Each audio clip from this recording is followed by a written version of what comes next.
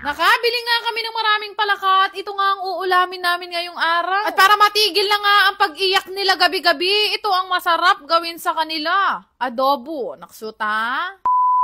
For today's ganap nga, palakang kokak naman ang lulutuin ng isang Mengay Vlogger Esteries. Dahil nandito nga kami sa kabukiran, Diyos ko, napapaligiran kami ng mga palakang kokak. Ilang araw na rin akong puyat sa kakakokak nila gabi-gabi. Kaya naman ayan, tegi kayo sa akin, kayo ang ulam namin. Kaya nga, nung bata pa lang ako, napakahilig ko na kumain ng mga ganitong luto. Kung yung nakaraan nga, daga ang inulam namin, ngayon naman palakang adobo ang lulutuin ko. Medyo nakakainit lang talaga ng ulo yung kutsilyo na gamit ko dito sa Bugay Farm. Kaya naman ginunting ko na isa-isa yung mga kamay nitong mga palaka. Nabili ko nga to ng 180 per kilo. Tandaan ko talaga dati, gustong gusto kong umuulan kasi ibig sabihin meron ng mga nagtitinda ng palaka sa amin. Tingnan nyo naman to guys, yung isang palaka na to, parang si Carlos Yulo lang sa sobrang flexible. Naksyuta.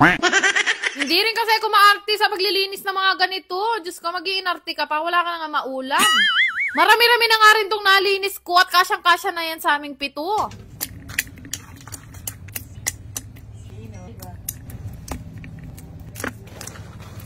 Pagkatapos ko nga alisin yung kanilang toes, knees, shoulder, and head, nilagyan ko nga sila ng tubig at winasan ko sila ng paulit-ulit. Basta more hugas, much better dahil malalansa nga ang mga palaka. Pagkatapos ko nga silang wasan, kinuha ko na nga itong mga ingredients na gagamitin ko. Pahala mo.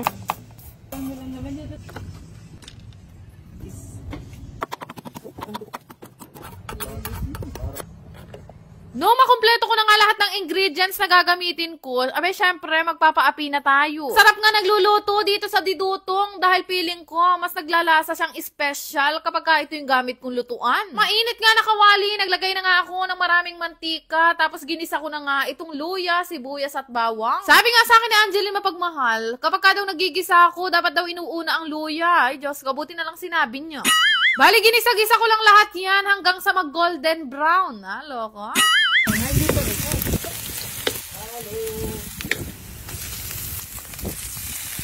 Dito nga sa amin, wala kang karapatan mag-ASMR dahil kami mga Kapampangan, Diyos ko, kakatak kami ngan.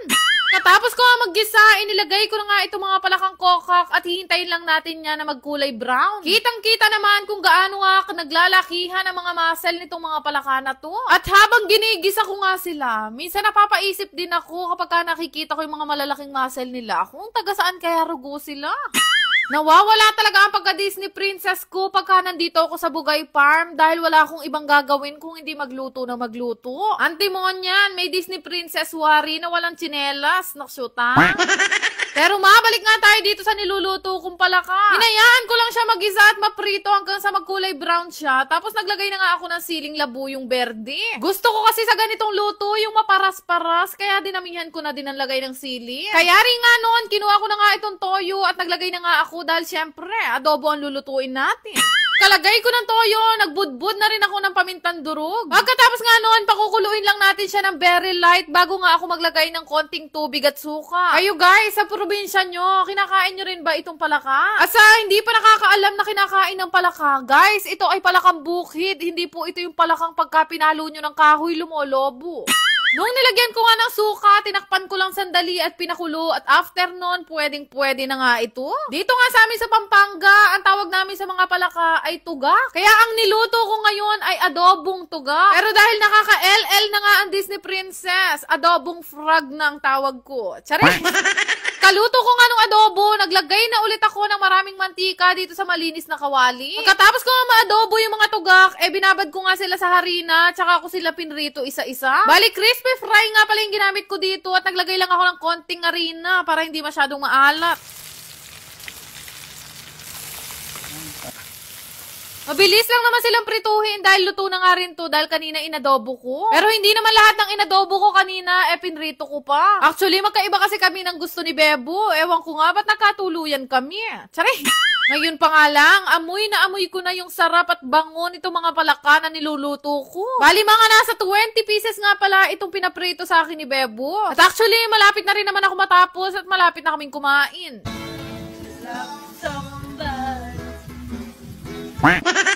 Medyo masakit lang talaga sa mata yung pagluluto dito sa kahoy dahil yung usok nga papunta sa mukha ko. Grabe no, ako lang yata ang Disney princess na kung ano-anong naiisipang kainin. Pag kasi dito ka natira sa bukid, kung ano na lang talaga makita mo, ay Diyos ko, adobo mo. At finally, pagkatapos ng isang oras, tapos na nga ang pagluluto ko ng adobo at crispy palaka by Disney Princess.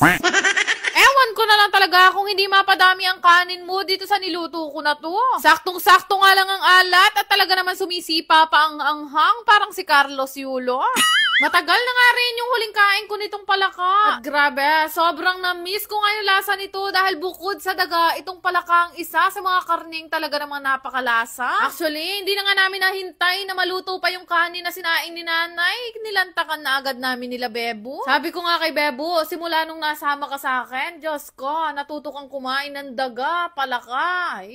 Sakto-sakto naman mo ang dating ni Shaira Vlogs, kaya naman binigay ko na nga sa kanya itong grade 6 na palaka. At ewan ko na lang talaga kung mag-ingayan pa yung mga palaka na yan mamayang gabi. Naksuta. Yan lang naman. Salamat!